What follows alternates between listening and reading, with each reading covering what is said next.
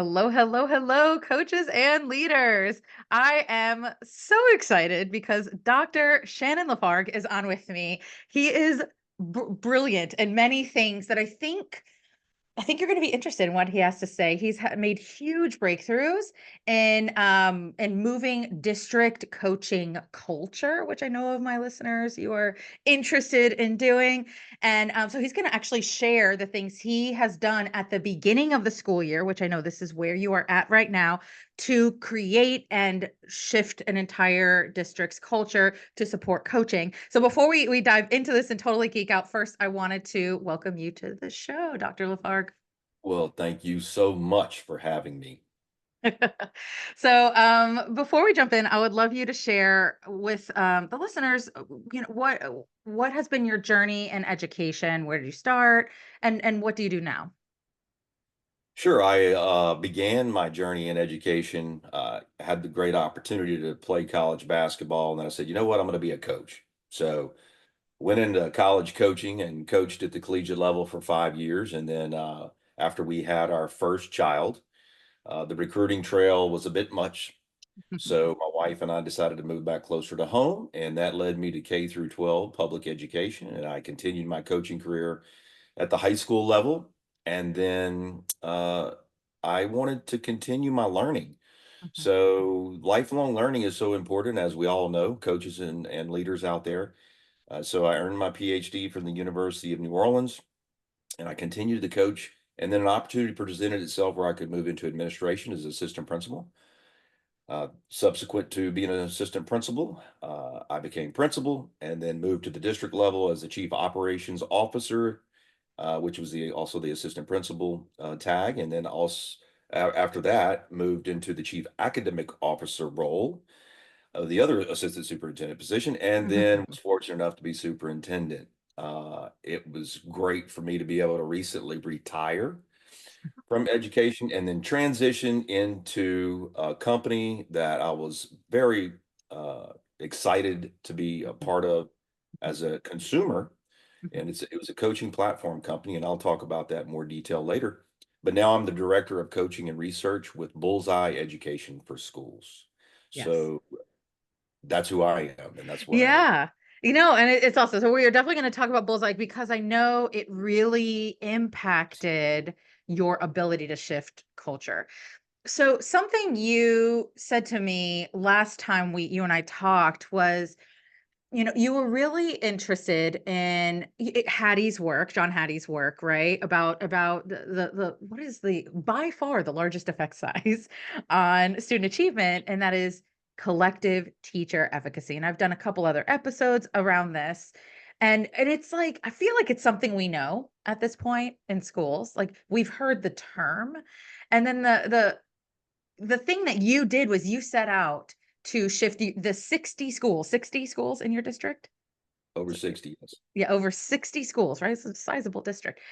To shift the culture and really impact collective teacher efficacy, right? And connected to that, you saw the deep connection between that and coaching culture. And you said you took the word accountability away. You said, "We're not allowed to say accountability. We now call it observation coaching." Is that what you called it? Yes. I was like, my brain exploded when you said that. I was like, "This is brilliant. What a great reframe." And what we name things is important, right? What we call them Mm. impacts how we think about them. So, I would love you to share what you did with your district, why you did it, how did you start, how did it go? I'm sure there's some messiness. Oh, And yes. yeah, and how did it end up along this journey of teacher collective efficacy, building that and the coaching culture at the same time? Yeah, well, the messiness is just productive struggle, right? Yes, yes, it is. Teachers, for leaders, and for Mhm. students. That's the great thing is that the terminology uh, exists no matter the position that you're in. At least the terminology should be consistent and Mhm. exist across all platforms at all Mhm. levels among all stakeholders. Because the better you have an understanding of what the mission is, the commonalities and the normalities and the standards and the expectations, then you can truly attack what we just said, collective teacher efficacy. Collective teacher efficacy could just be an umbrella term that you hear in education, but if you dive deep into the research and you realize the possibilities and again, coming from a coaching background, a teaming environment, we had, you know, efficacy was a part of our life. I mean, it was about one common goal. It was about having the playbook memorized, but yet your coach allowing you to have ownership in the development of your own skill sets. And then you move into education leadership position, and why should that change? You know, I always told my teachers, if you want to be a better teacher, go on to the field or the court and watch a great coach coach. And I would tell my coaches, if you want to be a better coach, go into a highly effective teacher's classroom Mhm, and watch a great teacher teach. So mhm, somewhere in the middle, you're going to have these commonalities of motivation, commonalities of communication, commonalities of instilling a sense of ownership in your abilities, in your skill sets, so that you can have the confidence necessary. Again, going back to collective teacher efficacy, how do you make that umbrella term or that research item, the impact on student achievement over 50,000 meta-analysis? I mean, mhm, how awesome is that, right? So why isn't that our target? That should be on our billboard of mhm, pursuit. The research is there. Well, how do you make that an actionable item? So when I became chief academic officer, having been a principal, having been in the human resource side, the personnel side, and looking at evaluations based upon my career, um, you know, you started to have these reflective moments, and you start to try to, you know, mend some of the thoughts that you had before, mend it with or integrate it with the theoretical thoughts that you have, you know, those intrinsic motivational aspirations that you have, as it all comes together, and then you realize you're in a position to actually do something about it. So in realizing that we did not have across the entire system an effective methodology or mechanism or even a tool to establish a culture of coaching, that's where I began my pursuit. So pre-pandemic, we had a we had in our district we had a great IT department, and I began, you know, exploring and reading about technology and education. I ran across Michael Fullan's book Stratosphere, mhm, and what a game changer that was for me. It brought about uh, intrinsic fire. I literally set myself on fire at that point in time, um, and figuratively, not literally, but you know what I mean. Uh-huh. It was one of those, you know, moments, aha moments that we all have in education, and what we hope to instill in our students when we're teaching them, right? Mhm, That you never forget. So much so that I had reached out to Michael Fullan, and I've had many opportunities to talk to him. And you know, I'll mm, never forget. I went to one of his lectures at Lamar University, where I'm an adjunct right now. I didn't say that, but teaching in the educational leadership department. And at the end of his lecture, he was talking about Stratosphere's book, and of course he has so many deep experiences, and you know the drivers in education, all of that content is so inviting, and you know the curiosity that you have after you read or listen to him. Again, you just want to knock down a wall in mm, education. But I mhm, raised my hand and said, you know, Dr. Fullen, because I truly believe we have to somehow, at that time, stoke the fire of joy in education. How can we mhm, bring joy to the learning environment?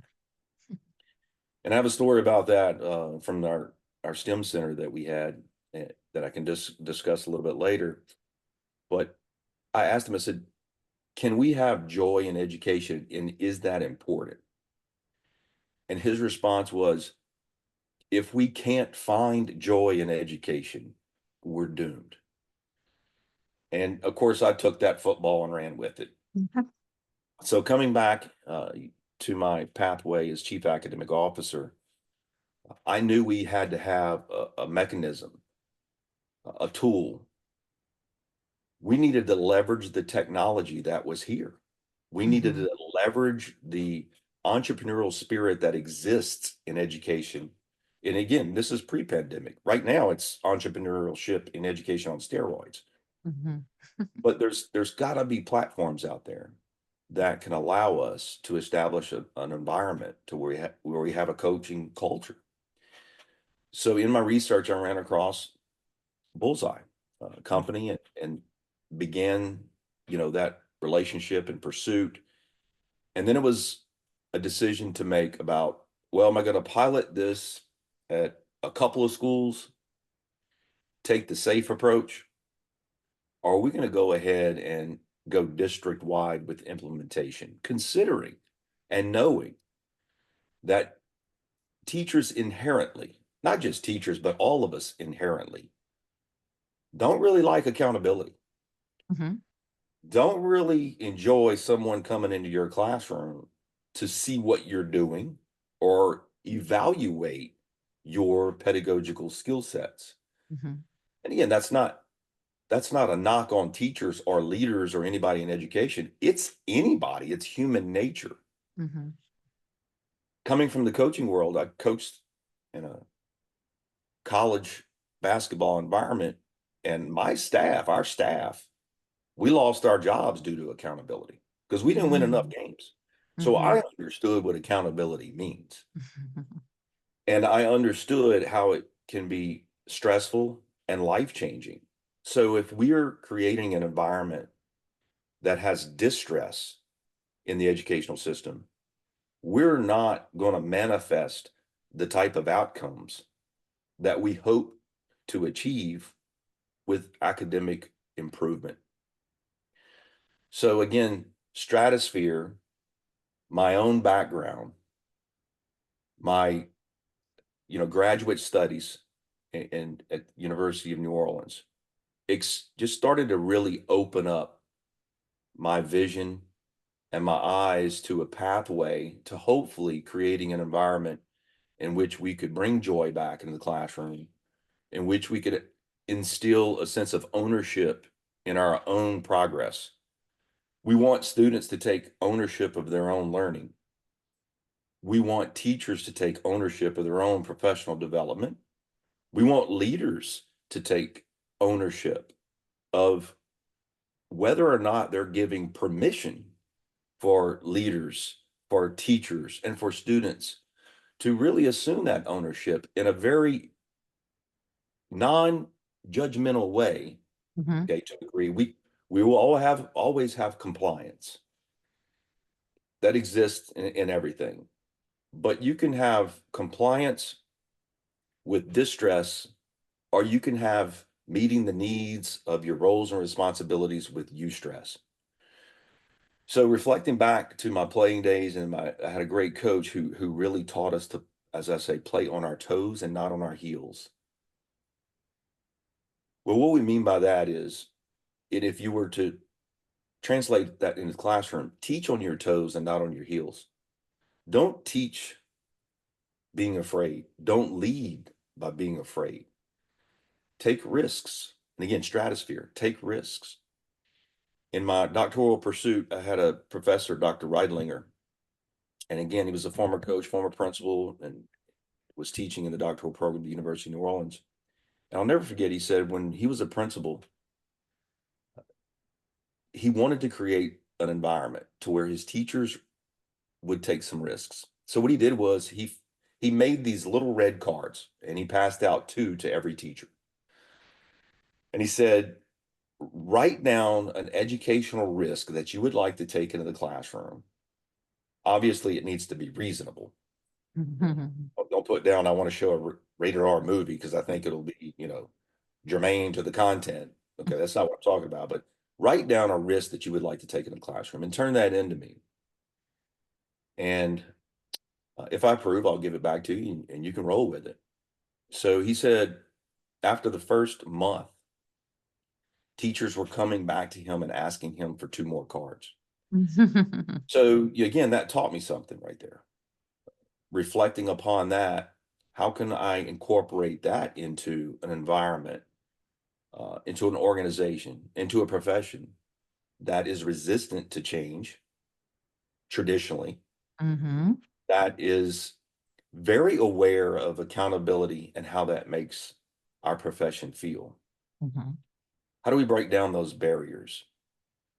So, taking a platform like Bullseye and taking some other strategies like our launch innovation launch program, in which as a leader you give permission top down, you give permission to be explosive and watch what happens from the bottom up. So top down permission, and then essentially have 1,000 petri dishes across your district in which they're exploring all kind of new methods and Mm-hmm. innovative and creative strategies because you give permission. And then I required 5 things from that. One, what is it that you want to do in your classroom? Uh, what is it? What's the research behind what you want to do? Be an explorer, be that lifelong learner, be a researcher, because that's very important to learning, not just for students, but also for teachers and leaders. Mm-hmm. And then that will eventually lead to the coaching cycle that we're going to talk about. 3, what's prohibiting you from doing it now? Well, what is it a policy? Is it something that the district has in place that's preventing you from doing, or maybe it's just you and intrinsically you just don't want to take that risk. But again, remember, I'm giving you permission to take the risk. And then 4, how is it going to impact students? What's it going to do for academic achievement or social emotional development? And again, Mm-hmm. SEL at that time wasn't that big of a term Right. I right remember. now. Yeah. Okay. And then 5, how are you going to evaluate its effectiveness? And then I'll follow up and I want that report, turned in, and then that will, build a repository of innovative practices across the district in which we can, if applicable, generalize to the greater population or to the greater organization, thus change. So be that change agent. How do we take Bullseye, where we have a tool and a mechanism now to go into the classroom and develop a walkthrough strategy or a walkthrough methodology in which we take some of those philosophical approaches to establishing some sense of joy, some sense of value in what you're doing, and then realizing that, when my evaluator comes in, and we hated the term evaluator, we wanted to change that too, because as you said, words are important to, the coach, to an observer, to a colleague. We wanted that to be more of the conversation because we're all growing together. And then a step back in the reflective practice of looking at what we wanted to do and how do we frame this in a way that everyone understands right off the bat kind of where we're going. So it was growth, not gotcha. Mm-hmm. That's what we were looking for. Growth, not gotcha. All stakeholders, we wanted to encourage them to shift their mindset more to how do we grow as opposed to looking for the deficiencies, looking for negative, uh, variables that we can somehow, some shape or form, say that we did our job in addressing them. And then we spend all our time in the distress domain, which again leads to a ceiling of opportunity. It leads to barriers of academic achievement.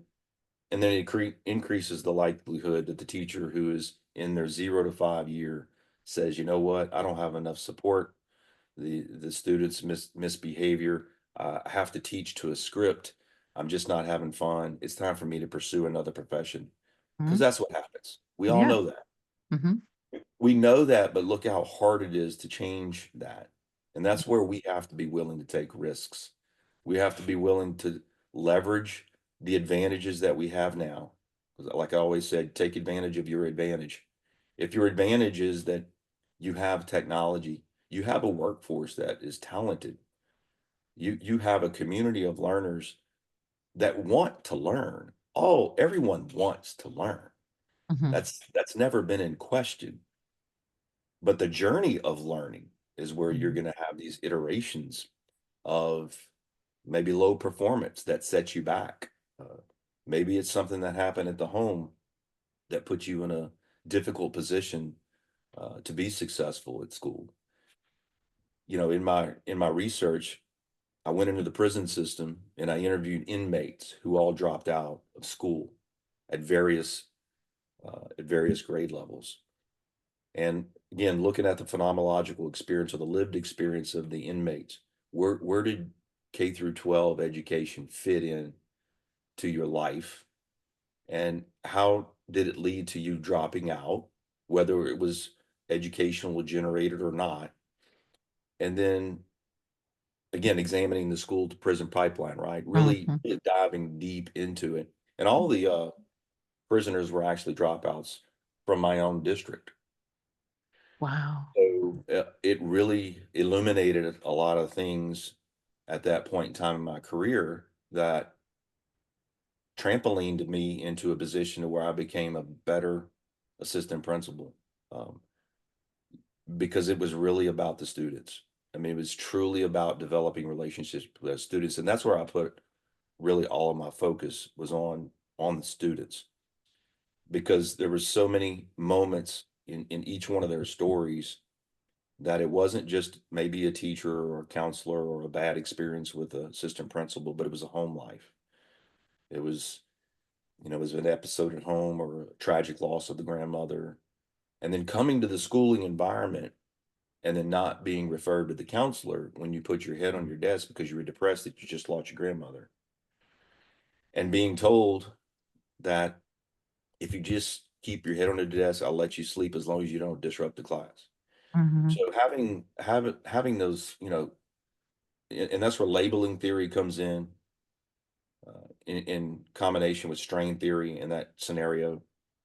And of course, then you get into what I strongly believe in is complexity theory and the non-linear environment that we live in as leaders and teachers in the field of education. Linearly, it's first grade, second grade, third grade, right? But we know now, I mean, their students learn at so many different cadences and paces, and teachers can deliver education. Virtual education has really thrust the environment of individualized learning into a whole different realm that we're just trying to, like a mice on a treadmill, we're trying to keep up the best that we can. Mhm. But having the appropriate mindset is critical to again having that global understanding or that holistic understanding of how what's the why, as Simon Sinek would say, what's the why? Well, it's student achievement. What's the research say about student achievement? Well, it's collective teacher efficacy has the greatest impact on student achievement. So then bringing all of these different perspectives, elements together, and then realizing again that you can be the actionable change agent by giving permission and providing opportunities for people to be great that Mhm. will hopefully in turn give ownership to students or give them an environment or ecosystem in which they know they can be great. Mhm. That's the place that I want to be in. That's Yeah, the school I want to go to. exactly. So how does Bullseye fit into that? Well, it's a digital platform in which you can get into the classroom. Uh, you can have your rubric that they were able to generate a rubric, whether it was state standards or whether it was our district's specific look fors. One of our tags was we want a world-class education. Uh, and there were, initially it was like, well, how do we define that? I don't know. You tell me how you define it. What's world-class to you? You Mhm. know, why do Mhm. we always have to put a metric on something? Let's have a feel for what a world-class education is. Let's walk into the classroom and see engagement, see smiles, see individuals, whether it's project-based learning or just a creative pursuit of some content. Uh, but how do we unlock that moment? We do it again by practices and then systems and then the tools. Going into the classroom and pulling out your cell phone, pulling out your laptop or iPad, quickly hitting the app giving a quick snapshot, but we called it snap through because here was the issue that I felt we had with snapshots. Snapshot is just that quick moment of time. This is what happened, and then that's it. So in the coaching cycle, or the pursuit of trying to have better professional development that is going to drive collective teacher efficacy among all stakeholders, Mhm. there has to be follow through. Yeah. So so we brought, the follow through with the snapshot, and we called them Snap through. That's great. so as we continued on our journey, the approach was growth, not gotcha. But then came, you have to establish trust. Otherwise, it's going to fall flat on its face, and then it's going to be considered an evaluation. It's going to be considered an evaluative tool. So the message was to all of our observers, right, our coaches, in no way, shape, or form was the growth not gotcha model or the formative coaching piece to be integrated into the formal evaluation piece. They're going to be Fantastic. totally They're separate. separate. Hmm. So developed a dichotomous um, coaching continuum in which you had separation between both continuums. One is the evaluative continuum, and then secondly is the formative coaching continuum. Now they're traveling in the same direction, and there is connectivity to them, although they are separate. So in our coaching model, in our belief model, philosophical approach, you wanted to still, have common language. You wanted to have the terminology to be consistent, but you also wanted to establish a sense of trust. It's a non-judgmental environment that is so much different than what the evaluative environment is. And it's not necessarily a safe space as we would call it, but from the teaching evaluation perspective, and what teachers and evaluators generally feel, it's a safe place to be for growth and for Mm. reflection. Because the other aspect of the research is, true ownership comes from reflective practice. So again, you can have the tool, like technology amplifies education, it doesn't replace the teacher. Mm. So a platform and the technology is simply going to amplify the environment that the human has put That's into place. great. I really love that you just said that. It doesn't just magically make it better. I bought this platform and it's not magic. I love that it amplifies it magnifies what's already there. Yes. And so in that approach, how do we bring these things to a breathing, living system Mhm. that now takes a life of its own? Because, like a good coach always told me, once you have the fundamentals in place, once your players have bought into the culture or the environment, once they have a competitive spirit that's been nourished, then you just step back and you just watch it happen. So, again, that was our pursuit. How do we do that with leaders, principals, assistant principals, instruction and coaches, and curriculum coordinators, and so on and so forth? As we go to the classroom and we conduct our coaching observation, and then we digitally publish it to the teacher. It's also the data is also aggregated in a repository within the platform in which we can then have district-wide data. So again, if Mm. you're going to, we all know if you're going to be a very good teacher or leader, then you need to be data driven, right? Mhm. Data needs to tell a story. It needs to it needs to provoke more thought and more reflection. Mhm. But you also have to be careful about the data. As Mark Twain said, there's three kind of lies, right? Lies, damn lies, and statistics. So sometimes you have to be awful careful about what the statistics are telling you. That's why in the front loading piece of your approach to how you're going to implement a growth not gotcha platform or this this ideology we're talking about, this philosophical approach to how can we create an environment of coaching and stay away from that, temptation to go into the evaluation world. Because I know this, again, like I said, as a player, as a coach, as someone who's been in education for 34 years, higher education and K through 12 public education, uh, you see the strain on teachers. You know the the feelings that they have, and it's not just teachers, but it's education overall. I think over the past probably 10 years, it may be a little bit longer, but there's been a devaluing of educational leaders and teachers in society. And I think that's a shame. So taking all that into consideration, how do we promote and give those teachers and leaders a mechanism to be the change agent, and then having the technology to leverage that change, and then creating cycles of growth, coaching, reflective practice, pedagogical skill set development, engagement, fun in the classroom, you know, in your organization, in the school building level, and then having that competitive spirit that goes with it. Because don't get me wrong, you still have to want to shoot for the stars with regard to academic achievement, and the metrics can give you the destination. We all know, though, that life is a journey, not a Mhm. destination. Right. However, the metrics are simply the destination at the end of the year is just an iteration in the life journey, in the Mhm. lifelong journey of Mhm. learning.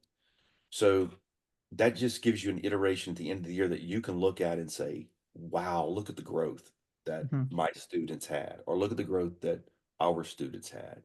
Mhm. And then let's celebrate that growth. Mhm. But let's also celebrate where things didn't go well through reflective practice. Mhm. Another component of the coaching cycle is to give people permission to realize that there was a deficiency in in the approach to the instruction on that day, or in the system that they have in the classroom or in the school.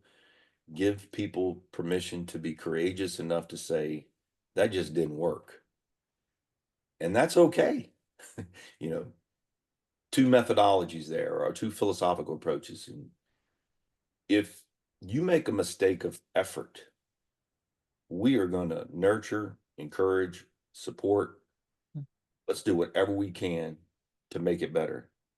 And then you have another area, that's if you make mistakes of apathy, if you don't care about the kids, if you truly don't care about the profession, if you're in it for the wrong reasons, I don't know if a coaching cycle is going to really help you.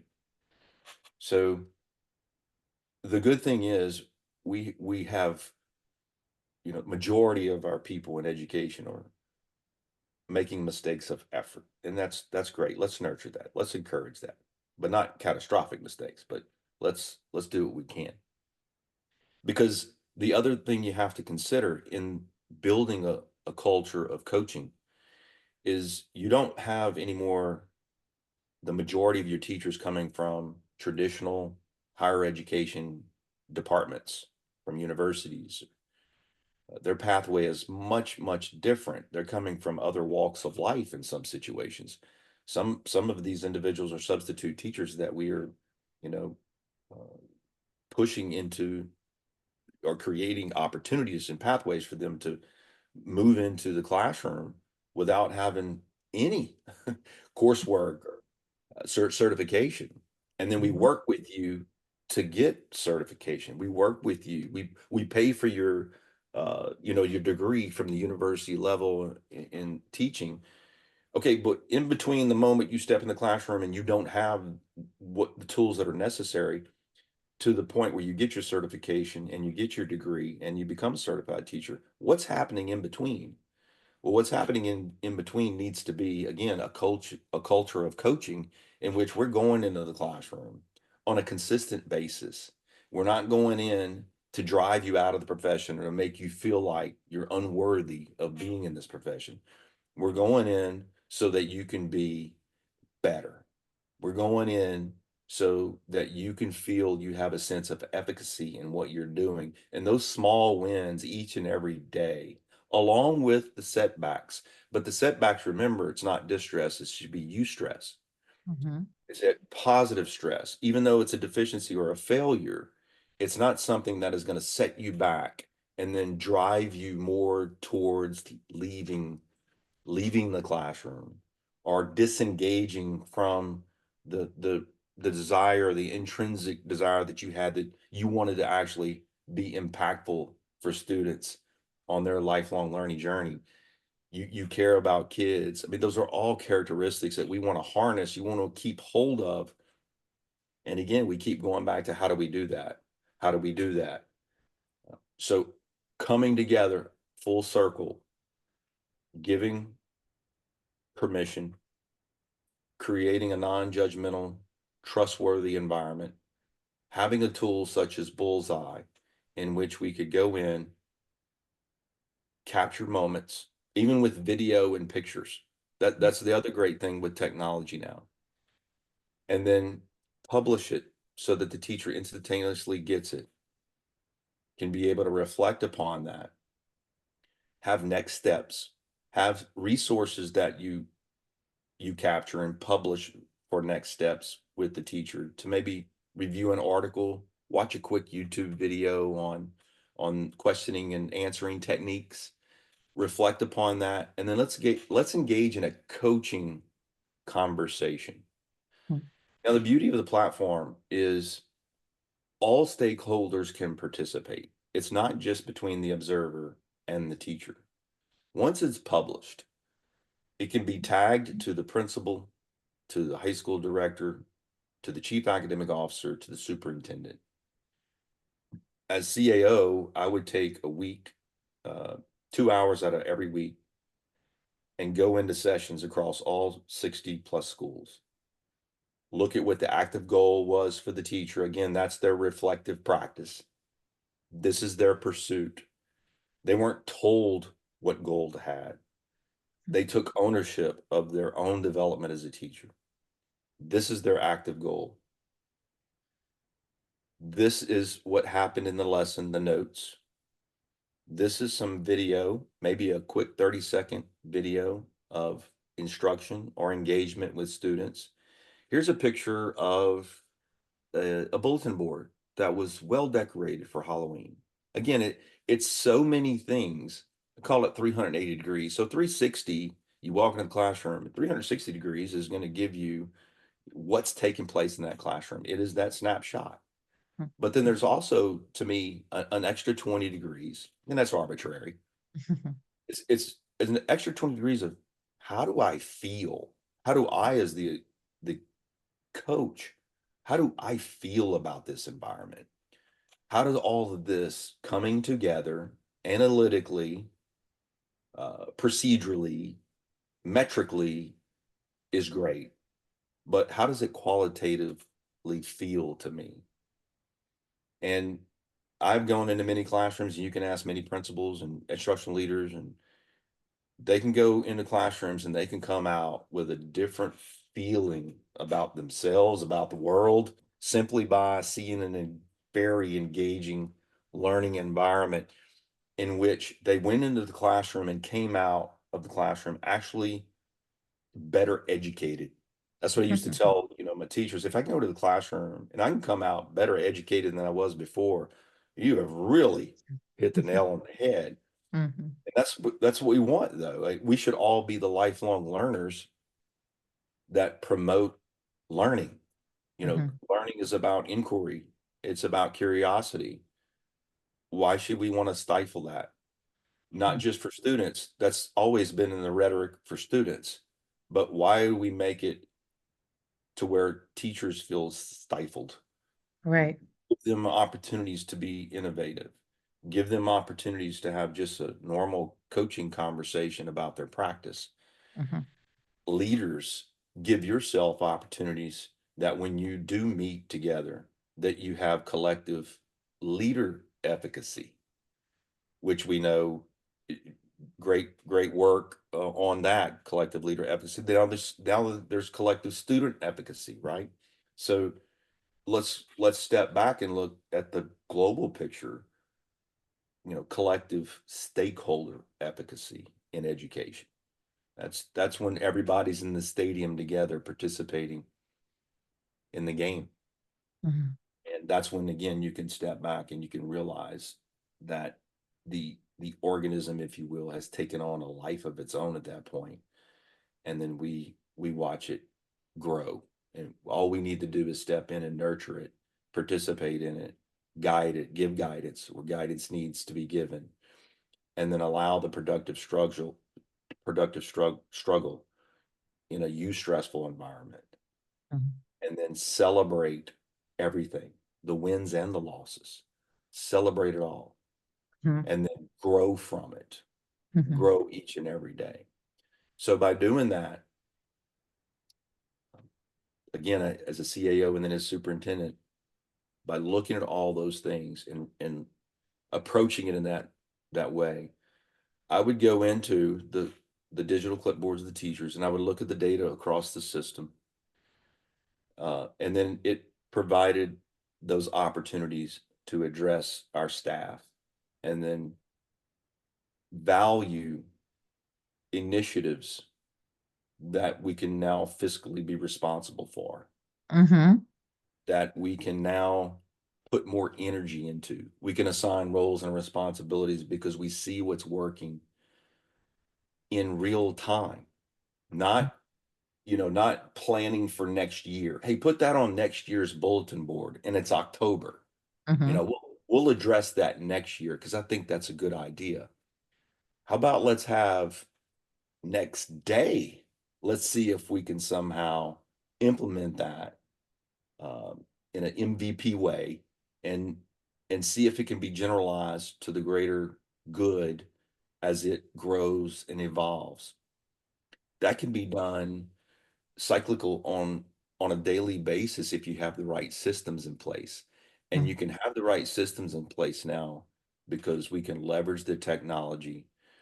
And then moving on into where COVID assisted, the pandemic assisted, and I use that term loosely because you hate to put that in the same sentence, that the silver lining of COVID. Well, that's not the necessary approach, but looking at education and some, not value of the disease itself. We're talking about the phase that we had to go through where we were all thrust into a viral environment of technology that no one had the skill sets for, no one had the proper mindsets, and we saw that it was not very good. Mhm. But what did come out of it is that everyone is immediately thrust, as they say, baptism by fire, right? Immediately thrust into an environment where they had to develop some technological skill sets. They had to make a shift in how they approach Mhm. education in a virtual world. So if you were to extract a lot of wins that came out of how we approached education during the pandemic, and then look at refining those wins and looked at reshaping how we deliver instruction, then if you have a supportive or an innovative, creative staff who recognizes their newfound skill sets, they have now a much more global perspective of how we can deliver instruction to meet the differentiated needs of all kids. And then you give permission for an innovative, creative environment that they can come up with their own ideas. Then you can have instances where in our district at the high school level, our high school team put together a virtual instruction program. And to make a long story short, it won the Louisiana Department of Education Models of Excellence Award, which is their most prestigious award. If we would have had barriers to all what we've been talking about, that would have never that would never have come about. It would have never been realized, because people are talented. Allow them to be talented. Yes. Permission to be talented. It doesn't mean you're not going to have, as you said from the outset, I'm sure there were some difficult barriers and hurdles, and absolutely change is a challenge. Mhm. It's tough. There's no question about that, especially in education, Mm. especially in a large district where there's already moving parts that are in play, systems that have been in play. It's been working. Why do we have to change it, right? Part of part of my philosophical approach to a lot of things also developed. My dad gave me a book, titled "If It Ain't Broke, Break It." That's great. So it was unconventional business wisdom, but Mm. again, it set in place uh, an opportunity for me to explore just a different mindset.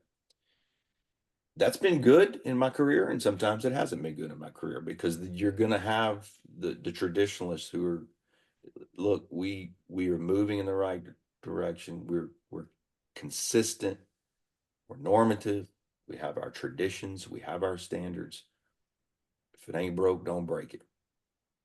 In today's world, where there are so many moving pieces, we're in a nonlinear environment. It's complex, but somehow, shape, or form, we have to take the complexity and reduce it to simplexity. That's another approach that um, I was fortunate enough to reflectively explore, based upon personal experiences, but also based upon theoretical approach to how we run organizations and develop systems. And also, how does it make you feel? Mm. When we had our first child, to give you an example of this approach, my wife and I were, 15 hours from our our homes where we grew up. I'm off recruiting. She's working at a big 8 accounting firm. We have we have a youngster that we are nervous. We are first time parents, right? So we go to the doctor. It was Dr. Green, and this was in Alabama. And he's given us all of this information. And the anxiety was palpable in the room from us. Mm. So as he got up to leave, you know, he opened the door and then he stepped back in. And he's from Alabama. So I apologize for the accent, but he said, "Look, it's simple. Love them, feed them, and watch them like a hawk." And then he walked out. So the complexity of raising a child and everything that goes with it can be narrowed to three three ideas or actionable items that we can now categorize, because we look at, well, we're going to love her. We're Mhm. sure we're going to feed her. We're going to watch her like a hawk. So when Mhm. I would talk to new teachers in the new teacher program, I would share that story. And then I would tell them, I want you to take that approach into the classroom. I want you to love them, teach them, and watch them like a hawk. I So love that. we know the complexities of what it is to be in a classroom and everything that we go through. Mhm. If we can somehow default to, Mhm. you know what, life is a journey.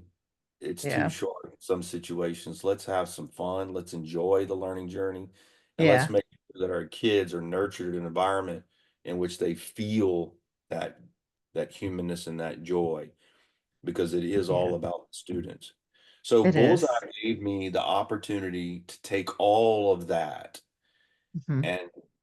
and put it into a tool Mhm. that reciprocally gave back to us the data we needed to continue that cycle on a daily Mm. basis. Not just daily basis, it could be from the morning to the afternoon. Yeah, what I love is, the thing you're connecting things that aren't always connected, like utilizing data can bring can grow a culture of coaching and joy in the classroom, right? Often we don't connect data with joy, but it really can. It can cause psychological safety, right? If the people utilizing the data truly are non-judgmental and it is never evaluative, it really can be powerful for data to bring joy. So I just want to we unfortunately need to wrap this up because this has been awesome. You've been sharing so much amazing information, but I really appreciate you coming and sharing how you did it, right? Like how you grew Teacher Collective Efficacy and this coaching culture, this thing that can feel very abstract and ambiguous in a super concrete way. If folks wanted to reach out to you to know more about what you did, know about the tools you used, how can they find you?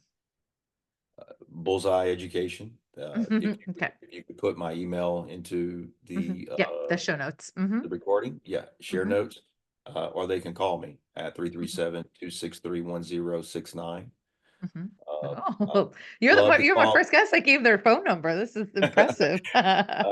So it's just an opportunity to continue because I enjoy lifelong learning, and I'm with a company now that has that spirit that Mhm. I possessed, and I think we made a connection.